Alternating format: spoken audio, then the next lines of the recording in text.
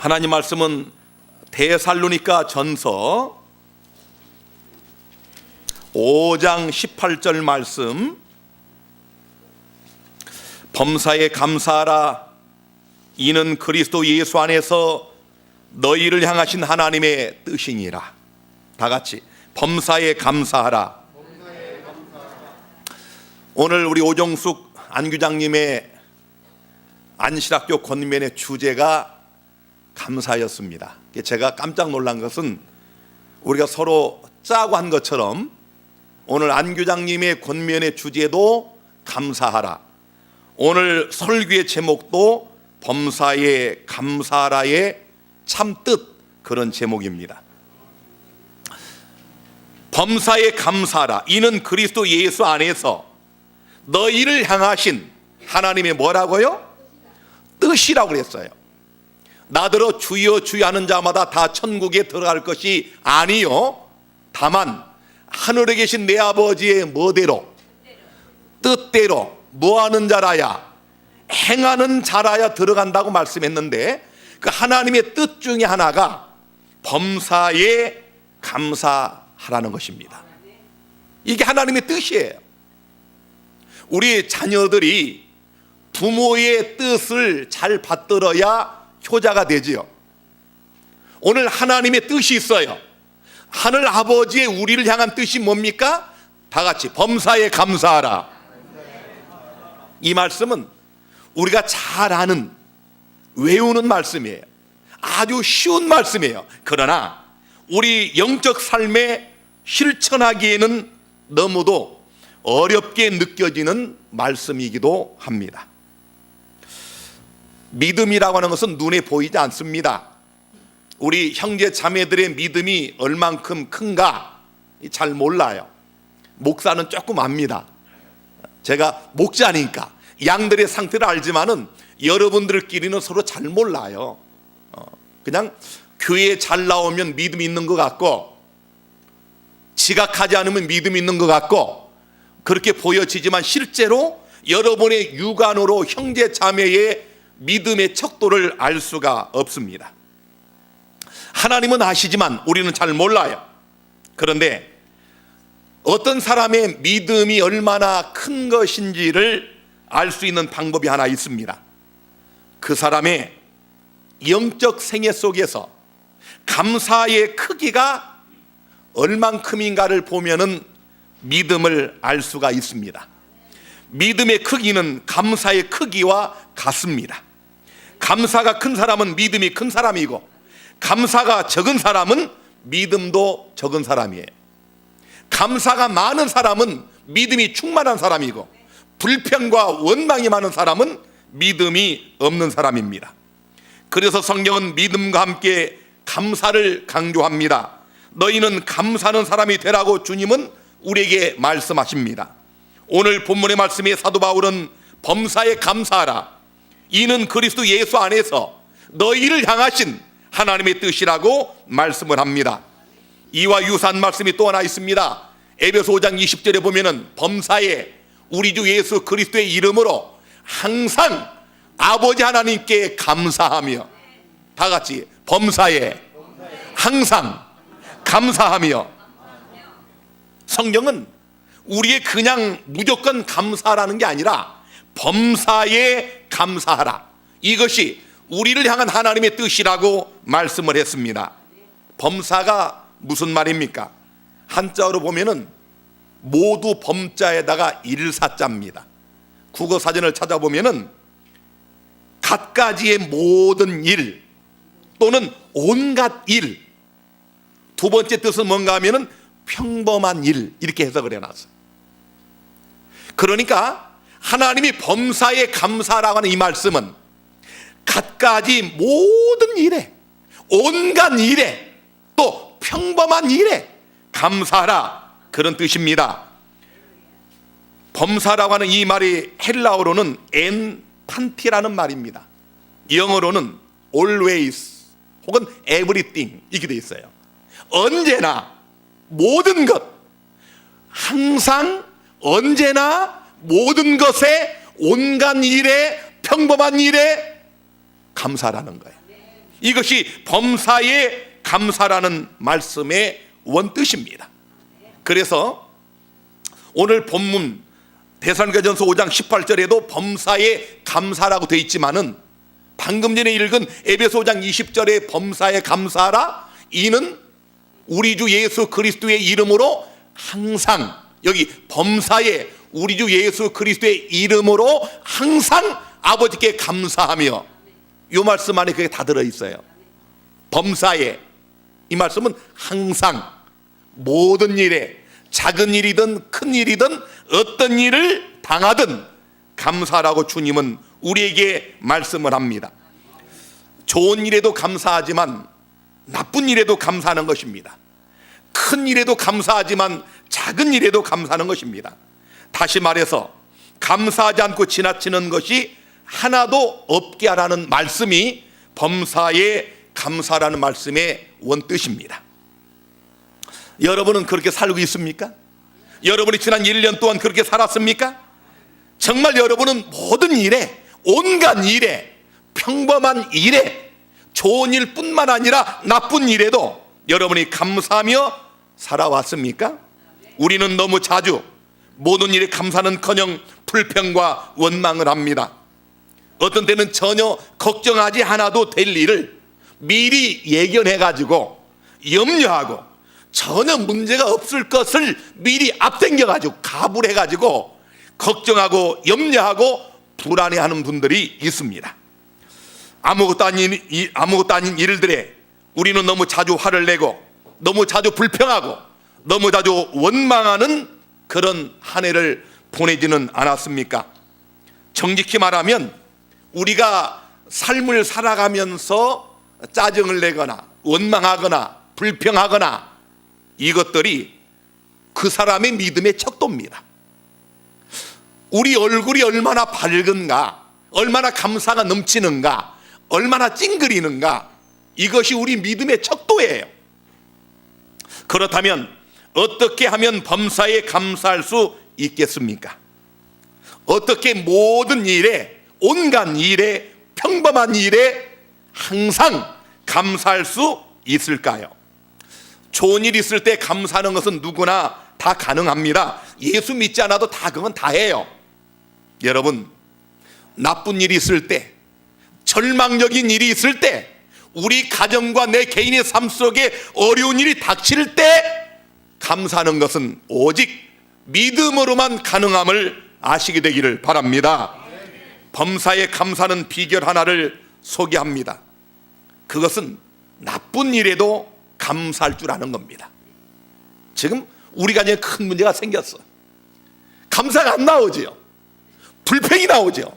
그러나 그럴 때일지라도 하나님을 바라보며 주님을 소망하며 이 모든 시련과 고난과 문제 속에서도 우리를 궁극적으로 선한 길로 이끄시는 하나님을 바라보며 감사하는 이런 믿음을 여러분의 생애 속에 실천하시게 되기를 간절히 바랍니다. 사도 바울이 데살로니가 교인들에게 이 말씀을 줬을 때는 이 데살로니가 교인들이 엄청난 고난을 받고 있을 때입니다. 데살로니가전서 3장 3절 6절에 보면 알 수가 있어요. 누구든지 이 여러 환난 중에 요동치 않게 하려 함이라 우리로 이것을 당하게 세우신 줄을 너희가 친히 알리라. 우리가 너희와 함께 있을 때 장차 받을 환난을 너희에게 미리 말하였더니 과연 그렇게 된 것을 너희가 아느니라. 바울이 이미 얘기했어요. 그 고난이 드디어 왔습니다. 이러므로 나도 참다 못하여 너희 믿음을 알기 위하여 보내었노니 이는 혹 시험하는 자가 너희를 시험하여 우리 수고를 헛되게 할까 함일러니. 이미 이 데살로니가 교회에 큰 고난과 시련이 왔습니다.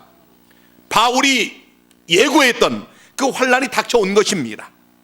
이렇게 큰 환난과 시련 속에 있는 데살로니가 교인들에게 바울은 범사에 감사하라, 이는 너희를 향한 하나님의 뜻이라고 말씀하고 있는 것입니다. 우리는 여기서 또 질문할 수 있습니다. 좋은 일이면 몰라도 어떻게 나쁜 일이 생겼는데 감사할 수 있겠습니까? 정말 그렇지 않아요, 여러분? 나쁜 일이 생겼는데, 어려운 일이 있는데, 고난이 닥쳤는데 어떻게 감사가 나옵니까? 그래서 제가 말씀드렸잖아요. 나쁜 일이 생겼을 때 감사는 믿음으로만 가능한 것입니다. 여러분, 우리가 어려운 일을 겪고 나쁜 일을 당했을 때 감사할 수 있는 이유는 바로 우리는 보이지 않는 하나님을 신뢰하고 있기 때문에 그렇습니다. 우리가 믿고 기도하는 하나님이 어떤 분입니까? 그 하나님은 사랑이 많으시고 자비하시고 긍휼이 많으시고 인자와 진실을 베푸시고 우리를 용서하기를 기뻐하시고 궁극적으로는 나를, 우리 가정을, 우리 교회를, 우리 요양원을, 우리 기관을 선한 길로 인도하실 것을 믿고 그 하나님을 향하여 감사하는 마음을 가져야 되는 것입니다. 시편 107편 1절에 보면은 여호와께 감사하라, 그는 선하시며 그 인자심이 영원함이로다. 할렐루야. 여호와께 감사하라, 그는 선하시며 그 인자심이 영원함이로다. 여러분, 시편에 보면 이런 말씀이 얼마나 자주 반복됩니까? 그냥 여호와께 감사하라, 여호와께 감사하라, 감사하라. 여러분, 여러분과 저의 삶이 감사하는 삶이 되기를 간절히 바랍니다. 우리 선하신 하나님, 인자신 하나님은 우리에게 결단코 나쁜 것을 주실 분이 아닙니다.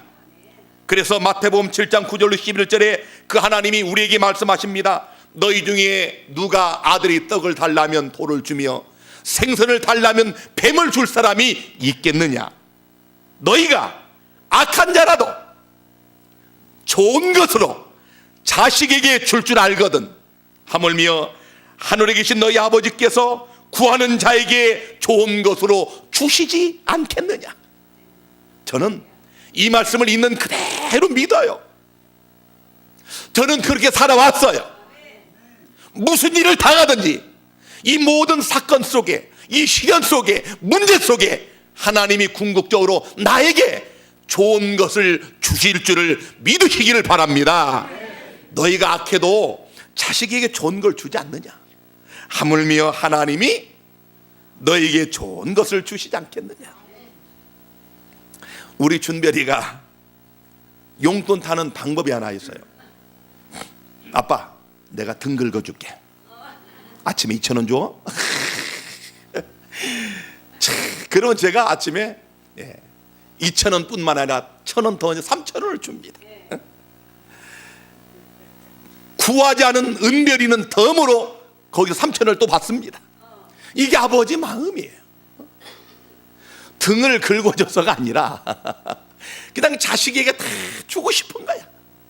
오늘 새벽에 제가 한 3시쯤 일어나서 말씀을 다 준비하고 아내가 밥을 준비하는 사이에 우리 참별이가 자는 침대로 올라가서 제가 참별이를 안고 있는데 얼마나 사랑스러우지.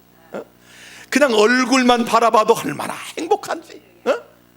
야, 그냥 너무 행복해. 얼굴만 봐도 행복해.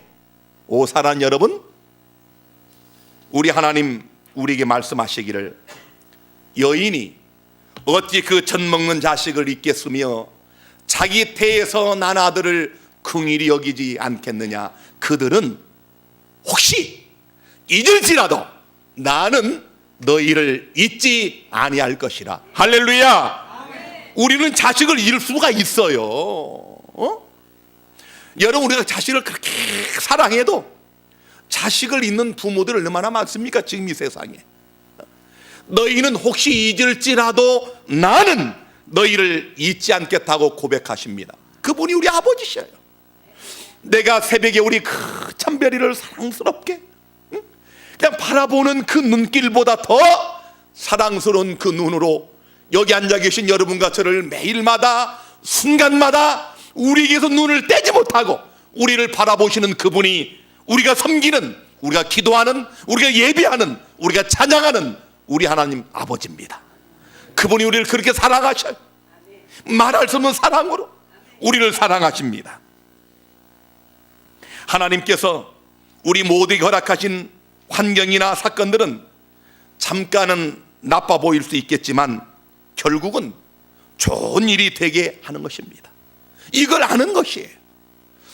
어려운 일이 없을 수가 없어요. 참 희한한 것은 가지 많은 나무에 바람 잘 날 없다고, 뭔가 꼭 이게 아무 일 없다고 보면 또 일이 생겨요. 참 미안해. 우리 요양원도로 교회도 그렇고 참 미안해. 그래서 아무 일 없는 게 더 이상해. 기다려줘. 그럼 여러분, 우리 인생 자체가 그래요. 여기 박진아 목사나 여러분이나 우리 가정이나 우리 교회나 우리 요양원이나 기관이나 다 똑같이 아무 일이 없을 수가 없어요. 마귀는 불면불이의 대적입니다. 살아있어요. 우는 사자처럼 삼킬차를 찾습니다. 할 수만 있으면 택한 자도 미혹합니다. 마귀가 있기 때문에 그래요. 이런 일이 닥칩니다. 여러분, 나쁜 일이 닥쳐도 그것이 잠깐은 나빠 보일 수 있겠지만 결국은 하나님이 그 화를 복으로 만드신다는 사실을 믿게 되기를 바랍니다. 그것이 믿음이에요. 그래서 나쁜 일을 당해도, 시련을 당해도, 고난을 겪어도 도리어 감사하는 거예요. 여러분, 나쁜 일을 당할 때 감사하는 것은 오직 믿음으로만 가능함을 믿으시기를 바랍니다. 좋은 일이 있을 때 감사는 아무나 할 수 있어요. 누구나 할 수 있어요. 믿음 없는 사람도 가능합니다. 그러나 환난을 당하고 어려움을 겪고 문제가 생겼을 때 하나님 앞에 진심으로 감사하는 마음을 갖는 것은 믿음으로만 가능합니다. 여러분 생애 속에 이런 일이 닥칠 때마다 이 일을 통하여 하나님이 궁극적으로 나에게 선한 길로 인도하실 것을 믿고 미리 감사하시게 되기를 간절히 바랍니다. 세옹지마라는 말 아시죠? 인생의 기륭화복은 변화가 많아 예측하기 어렵다는 뜻으로 이르는 말인데, 그 말의 유래를 살펴보면 재미있어요. 중국 국경선 부근에 살고 있었던 세옹이라는 사람이 말을 길렀어요. 말 한 마리를. 말이 오랑캐 땅으로 그만 도망가 버렸어. 얼마나 낙심돼. 이 말을 한 마리 잘 길렀는데 말이 도망가 버렸어. 그런데 낙심한 바로 그 다음날 도망갔던 말이, 쏜말이 암말을 데리고 왔어. 너무 기뻤어. 근데 이 세옹, 이 사람의 아들이 그 말을 타다가 떨어져 다리가 부러져 버렸어. 그래서 또다시 낙심해 있는데 마침 그때 전쟁이 터져가지고 다리 삔 사람은 데리고 가지 않아가지고 나간 사람마다 다 죽었는데 이 아들만 살아남았어. 군대를 안 갔으니까. 그래서 지금의 불운이 행운이 되기도 하고, 그 행운이 다시 나중에 재앙의 근원이 되었으나 그 불행도 나중엔 행운의 출발이 되기도 한다는 중국 사자성어가 세옹지마입니다. 다시 말하면 모든 일에 지나치게 일희일비하지 말라는 격언인 것입니다. 우리의 믿음도 이와 같아야 합니다. 성경이 오늘 우리에게 그것을 말씀하고 있습니다. 다 같이 범사에 감사하라. 범사에 감사라는 거예요. 작은 일이든 큰 일이든 좋은 일이든 나쁜 일이든 어떤 일을 당하든 언제나 항상 감사하는 마음을 잃지 마시게 되기를 간절히 바랍니다. 불평하고 원망해서 해결될 문제가 하나도 없어요. 어떤 일을 당했습니다. 염려한다고 해결이 안 돼요. 여러분, 도리어 감사하는 마음을 가져보시기를 바랍니다. 그럴 때 하나님의 뜻을 따라 감사할 때에 그 모든 문제가 풀려지는 기적의 역사가 있게 되는 것입니다. 사도 바울이 데살로니가 전서에서 우리에게 그것을 지금 말하고 있습니다. 믿음 있는 사람은 좋으신 하나님께서 우리에게 가장 좋은 것을 주실 줄을 믿고 어떤 일을 당하든지 불평하거나 원망하지 않고 도리어 감사라는 말씀을 주고 있는 것입니다. 여러분, 헬렌 켈러를 아시죠? 유명한 헬렌 켈러. 이를 1880년 6월 27일 태어나서 1968년 6월 1일에 죽은 88년을 살다 죽은 사람이에요. 이 사람은 맹인이며 귀머거리입니다. 보지도 못하고 듣지도 못해요. 듣지도 못하고 보지도 못하고 또 느끼지도 못해요. 뺨의 어느 일부분만 느껴요. 이 감촉도. 이런 사람입니다. 참으로 듣지도 못하고 말하지도 못하는 천형을 극복한 인간 승리의 대명사인 헬렌 켈러. 그녀가 53살에 쓴 자서전과 에세이 내가 만일 사흘 동안 세상을 볼 수 있게 된다면, 이 책은, 이 글은 암흑 속 한 줄기 빛을 구하려는 처절하고도 아름다운 기록입니다. 이 에세이 내가 만일 사흘 동안 세상을 볼 수 있게 된다면, 여기에 이런 글이 있습니다. 만일 내가 유일한 소원이 하나 있다면 그것은 죽기 전에 꼭 사흘 동안만 눈을 뜨고 세상을 보는 것이다.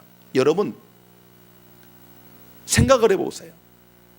정말 여러분의 소원이 무엇이냐고 물을 때 여러분은 뭐라고 대답하겠어요? 근데 이 사람은 정말 인생의 마지막 소원이 하나 있다면 죽기 전에 꼭 3일 동안만 눈을 뜨고 세상을 보는 것이다. 만약 내가 눈을 뜰 수 있다면 나는 내 눈을 뜨는 첫 순간 나를 이만큼이나 가르쳐준 내 스승 에미 설리반을 찾아갈 것이다. 지금까지 손끝으로 만져 익숙해진 그 인자한 얼굴, 그리고 그 아름다운 몸매를 몇 시간이고 물끄러미 바라보며 그 모습을 내 마음속 깊숙이 간직할 것이다. 그 다음엔 내 친구들을 찾아갈 것이며, 그 다음엔 들로 산으로 산보를 나가리라. 바람이 나풀거리는 아름다운 잎사귀들, 들에 핀 예쁜 꽃들과 저녁이 되면 석양으로 빛나는 아름다운 노을을 보고 싶다. 다음날 일어나면 새벽에는 먼 동이 트는 웅장한 광경을, 아침에는 메트로폴리탄에 있는 박물관을, 그리고 저녁에는 보석 같은 밤하늘의 별을 보면서 또 하루를 보낼 것이다. 마지막 날에는 일찍 큰 길로 나가 출근하는 사람들의 얼굴 표정을, 아침에는 오페라 하우스를, 오후에는 영화관에 가서 영화를 보고 싶다. 어느덧 저녁이 되면 건물의 숲을 이루고 있는 도시 한복판으로 걸어나가 네온 사인이 반짝이는 쇼윈도에 진열된 아름다운 물건들을 보면서 집으로 돌아올 것이다. 그리고 눈을 감아야 할 마지막 그 순간, 사흘 동안이나마 눈으로 볼 수 있게 해주신 나의 하나님께 감사의 기도를 드리고 영원히 암흑의 세계로 돌아가리라. 사랑하는 여러분, 헬렌 켈러가 그녀의 생애에 기적이 일어나서 3일만 볼 수 있다고 하면, 이 가정하에 그가 기록한 이 모든 것들은 오늘 여기 앉아있는 여러분과 제가 매일마다 아무렇지도 않게 보고 느끼고 만지고 경험하는 것들입니다. 우리는 헬렌 켈러에 비하면 얼마나 행복한 사람이고 얼마나 감사할 일이 많은 사람들입니까? 3일이 아니라 우리는 매일마다 일평생 보고 듣고 만지고 느끼고 경험하고 있지 않습니까? 그런데도 우리는 감사하지 않아. 우리가 보는 것들이, 우리가 듣는 것들이, 우리가 느끼는 것들이, 우리가 일상생활 속에 아무렇지 않게 경험하는 이 모든 것들이 우리는 감사하지도 않잖아요. 사랑하는 여러분이시여, 우리 지난 1년 동안을 불평하며 원망하며 지냈다고 한다면 오늘 다시 한번 숙연히 하나님 앞에 우리 자신들의 모습을 되돌아보면서 우리가 불평과 원망이 아니라 나에게 볼 수 있는 눈을 주시고 들을 수 있는 귀를 주시고 먹을 수 있는 입을 주시고 나에게 일터를 주시고 가정을 주시고 형제 자매를 주시고 하루에 밥 3끼를 주시고 바람을 주시고 산소를 주시고 햇볕을 주시고 물을 주시고 이 하나님 앞에 진심으로 감사하는 이 안식일이 되기를 간절히 바랍니다. 요즘 사람들은 행복의 가치를 돈에 두지요. 사람들은 돈이 많으면 감사하다고 생각을 합니다.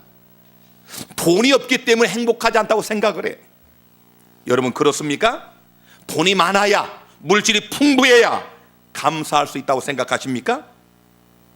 나는 부족하기 때문에, 가난하기 때문에, 가진 것이 없기 때문에 감사할 수 없고 행복하지 않다고 생각하십니까? 제가 엊그제 MBC TV 리얼스토리 눈을 봤습니다. 제가 자주 보는 프로그램인데 2014년 12월 11일 쇼 윈도 부부의 살인사건을 봤어요. 지난 10월 9일 새벽에 서울의 부유층의 상징이라 불리는 타워 팰리스에서 살인사건이 발생했어요. 그 타워 팰리스는 그냥 적어도 몇십억짜리예요. 참 아파트가. 부의 상징입니다. 거기 살아야 좀 산다는 소리 들어요. 50대 남성이, 53살 먹은 저와 비슷한 나이의 남성이 남편이 숨을 거뒀는데 그를 살해한 범인은 다름이 아닌 30년을 동고동락했던 아내였습니다. 아내가 남편을 죽이고 스스로 경찰에 신고하여 자수했어요. 아내가 수면제를 먹고 잠든 남편 얼굴을 베개로 눌러 살해했다고 고백을 했습니다. 하지만 남편의 손목에는 케이블 타이라고 하는 전선 정리용 묶는 밴드 있잖아요. 그 도구로 이 손목을 묶었던 흔적이 발견이 됐고 아내는 번복된 진술을 하기 시작합니다. 남편이 혹시 죽이려고 하는데 일어나 자기를 죽일까봐 두려워서 묶었다고 그는 고백을 했습니다. 결혼 생활 내내 남편의 폭력이 시달렸다고 하면서 30여 년 동안 맞고 살았다고 하며 우발적 살인이라고 그는 주장을 했습니다. 다 알고 보니까 이 아내가 외도를 했어요. 젊었을 때. 그 외도, 바람을 피웠어요. 이걸 알고 이 남편이 그때부터 이 아내를 두들겨 팬 겁니다. 이 남편은 학교 문턱도 못 가봤어요. 자수성가해가지고 400억 재산을 가진 부자입니다. 이 사람이 가진 그 재산이 쭉 빌딩들이 나오는데 이 빌딩에서 매달마다 받는 수입만 1억이 넘어요. 얼마나 부자입니까? 그냥 배우지 못해가지고 외아들을 미국에 보내고 그 아들도 아버지가 자기가 못 배웠기 때문에 미국에 가서 그냥 일반 대학을 다녔는데 그런 대학 다니면 아버지가 실망하실까봐 인류대학 다닌다고 거짓말을 해가지고 이 아버지는 죽을 때까지도 아들이 미국의 명문대학을 다니를 착각을 했어요. 아들이 속인 거야. 죽기 며칠 전에도 아내에게 8천만 원짜리 시계를 선물했어요. 최고급 몇 억짜리 외제차를 타고 다니고 이런 부자인데 여러분 결국 그 번 돈 다 쓰지 못하고 아내에게 살해를 당했습니다. TV에 보니까 그 남편의 누이들이 울면서 통곡하면서 대성통곡하면서 뭐라 하는가 하면 아이고 돈이라도 실컷 쓰고 죽지 그랬냐고. 평생을 벌어서 자수성가해가지고 월세만 1억을 넘게 받는 400억의 자산가도 여러분 그렇게 인생을 허무하게 아내에게 죽임을 당하고 말았습니다. 이 얼마나 비참합니까? 겉으로 볼 때는 타워 팰리스, 외제차, 여러 개의 빌딩 소유, 400억의 재산 엄청나잖아요. 그러나 그 안을 들여다보면 결코 그는 행복하지 못했습니다. 감사할 수가 없었어요. 결국은 평생 고생하여 벌어놓은 돈을 한 푼도 쓰지 못하고 비참한 최후를 마치고 만 것입니다. 400억의 재산도 타워 팰리스도 최고급 외제차도 유학한 아들도 그에게는 결코 행복이 아니었습니다. 오늘 여러분과 나는 어떻습니까? 혹시 우리도 우리 인생의 감사와 행복이 물질이나 돈이나 좋은 집이나 세상적 성공이 있다고 생각하지는 않았습니까?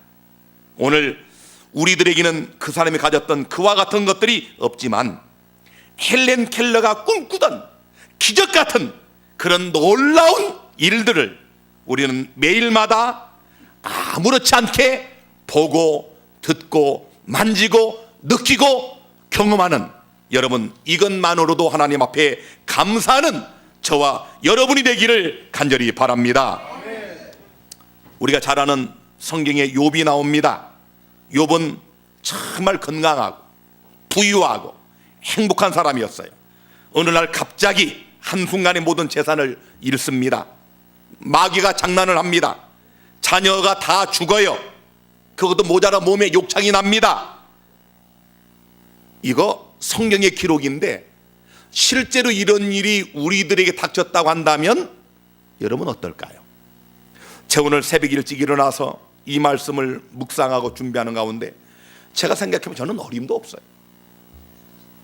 욥이 당한 것에 10분의 1만 당해도 저는 견딜 수가 없어요. 정말이에요. 저는 솔직히 얘기하는 거예요. 아니 그런 일은 고사하고 그냥 뭐 조금 제 마음대로 안 되면 그냥 마음에서 막 화가 치밀어 오르고 그러는데, 여러분 아니 세상에 어느 날 갑자기 자식이 다 죽고 재산이 다 없어져 버리고 아내가 나를 향해서 저주하고 이런 상황이 된다면 어떻게 감사가 나올 수 있겠습니까? 그런데 욥이 어떻게 했습니까? 욥기 1장 20절에 욥이 일어나 겉옷을 찢고 머리털을 밀고 땅에 엎드려 경비하며 가로되 내가 모태에서 적신이 나와 싸운즉 또한 적신이 그리로 돌아가올지라. 주신 자도 여호와시요 취하신 자도 여호와시니 여호와의 이름이 찬송을 받으실지니이다. 이 모든 일에 욥이 범죄하지 아니하고 하나님을 향하여 어리석게 원망하지 아니하니라. 할렐루야. 야, 참 욥의 아내가 말합니다. 당신이 그래도 자기의 순전을 굳게 지키느뇨 하나님을 욕하고 죽으라. 그때 욥은 욥기 2장 10절에 말합니다. 그가 이르되 그대의 말이 어리석은 여자 중 하나의 말 같도다. 우리가 하나님께 복을 받았은즉 재앙도 받지 아니하겠느냐 하고 이 모든 일에 욥이 입술로 범죄치 아니하니라. 참, 이 하늘 가면 제가 욥을 좀 제일 먼저 만나고 싶어요. 위대한 사람입니다. 위대한 사람. 상상이 안 돼요. 사실은 상상이. 우리가 잘 아는 것처럼 욥기 42장 9절로 17절에 보면 여호와께서 욥을 기쁘게 받으셨더라. 여호와께서 욥의 곤경을 돌이키시고 욥에게 그전 소유보다 갑절이나 주신지라. 여호와께서 욥의 노년에 복을 주사 처음 복보다 더하게 하시니 그가 양 1만 4천과 약대 6천과 소 1천 결의와 암낙 1천을 두었고 또 아들 7과 딸 3을 낳았으며 전국 중에 욥의 딸들처럼 아리따운 여자가 없었더라. 이것이 욥의 결말입니다. 사랑하는 여러분, 오늘 욥의 믿음이 저와 여러분의 믿음이 되기를 바라고, 우리가 범사에 감사하는, 좋은 일을 당할 때는 물론이지만 나쁜 일을 당할 때일지라도 욥처럼 하나님 앞에 입술로 범죄하지 않는, 도리어 감사하는 이런 믿음을 실천하시게 되기를 간절히 바랍니다. 탈무드에 이런 말이 있습니다. 세상에 가장 현명한 사람은 배우는 사람이고 세상에서 가장 강한 사람은 자기를 이기는 사람이고 세상에서 가장 행복한 사람은 범사에 감사하는 사람이다. 그래서 성경은 오늘 우리에게 범사에 감사라고 말씀합니다. 욥은 그의 생애를 통해 진정 우리가 범사에 감사하는 것이 무엇인지를 명백하게 우리에게 보여주었습니다. 여러분, 범사에 감사하시기를 바랍니다. 그것이 하나님의 뜻입니다. 무슨 일을 당하든 감사합시다. 나쁜 일을 당해도 감사합시다. 작은 일에나 큰 일에나 감사합시다. 항상 언제나 무슨 일에든지 감사합시다. 갖가지 모든 일에, 평범한 일에도 감사합시다. 그래서 하나님 안에서 가장 행복한 명광교회 성도들이 다 되기를 주의 이름으로 축원합니다.